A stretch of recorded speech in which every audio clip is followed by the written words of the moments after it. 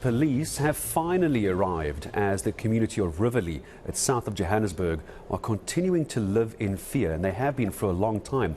Last night, a standoff between police and illegal miners led to gunshots in the area. Now, this after rounding up the Zama Zamas after 5 bodies were discovered in the area on Sunday. So it's been a very difficult few days. It's understood it's all believed to be a turf war. Let's head over to our reporter Aviwe Mtila, who's there for us, and get the latest on the ground this morning. Aviwe, morning to you. Just give us a sense of what it's looking like, because late yesterday evening we saw a standoff essentially between Zama Zamas and police. How's it looking this morning? Good morning, Gareth, and I'm just going to step out of shot so you can see the visibility that we're seeing here. It's the Johannesburg Metro Police that are situated right at the corner here near the traffic lights. There's a police nyala and a number of vans that are on the ground. But I'd assume, Gareth, because there's a broadcast that's happening just around that corner, so that would tell you that the JMPD are there essentially just to protect whatever's happening there officially. But of course, we're not seeing much visibility from the South African Police Service. There is a van further down, and it's essentially arrived here at 5:45, they were telling us, and they weren't here overnight. They're telling us they're trying to stop the Zama Zamas from the very area that we were at. In fact, where I am, Gareth, at this moment is at the Zama Zamas informal settlements. This is where the Zama Zamas reside, in fact, in these informal settlements, and this is where they keep still running to the informal settlements. We've seen a number of them in the course of this morning that are currently running across the road from where they do their illegal mining activities back to where they stay here in the Zama Zamas informal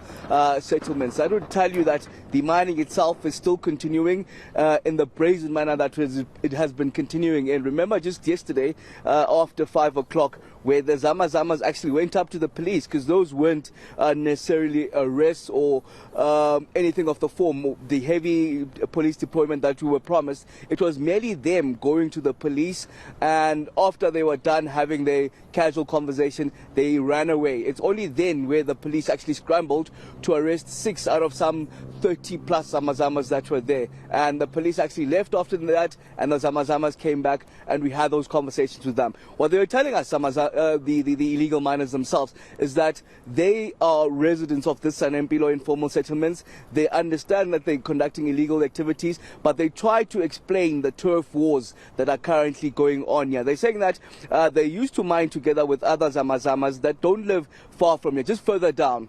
And the issue seems to be that breakdown in the mining activity itself.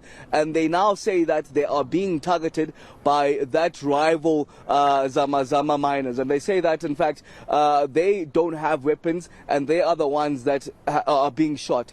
If you are to ask the people that live around here how bad it is, Gareth, there are even ladies that sell around here, but of course fear being victimized, hence they don't want to speak on camera. But they even showed us videos of how brutal it is and how these killings happen on a daily basis. There's a video that I was shown, of course, graphic scenes of just that Zama Zama laying there and a gun actually being put on his chest while he's seemingly dead. It's similar sentiments that have been reiterated by people like Ishmael van Wyk, one of the community activists, that tell us how brazen these killings have been. In fact, the 5 that were found right across the road from where we are just on Sunday, they were placed there by the very Zama Zamas, wrapped up in blankets, and the cell phone numbers were left on those blankets for them or whoever finds them to be able to call those numbers and contact them. You'd understand that even from the police minister, we are told that the majority of them are from Lesotho, the Lesotho nationals, and even in conversations with them yesterday, they did confirm that the majority of them are from Lesotho. So those numbers would be done and written there so that they can be able to contact their families. We're not seeing much of the South African Police Service visibility here. In fact, General Zulu was on the ground here yesterday. Remember that when Police Minister was here a day before that, he did mention that there the General Zulu would be the one heading the special task force to ensure that, in fact, the TRT is here, the Amapereta is here, and the heavy police, law enforcement deployment that he didn't want to be specific on.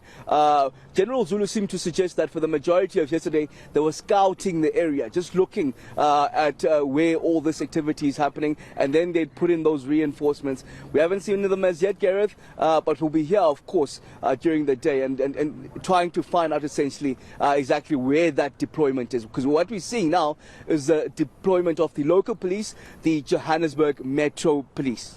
And then for the moment, Aviwe Mtila, thank you very much for the update as well. Seeing some JMPD around, seeing everyone in that part of the community going about their day for now, but they all seem to know where the Zama Zamas are. The police seem to know as well, and not as much visibility as I think was promised, but that's why we have Aviwe Mtila there. We'll go back to him again a little bit. Morning, great coverage yesterday afternoon as well, by the way. We were able to see the Zama Zamas on camera. It was yesterday morning we saw it, and even last night as well.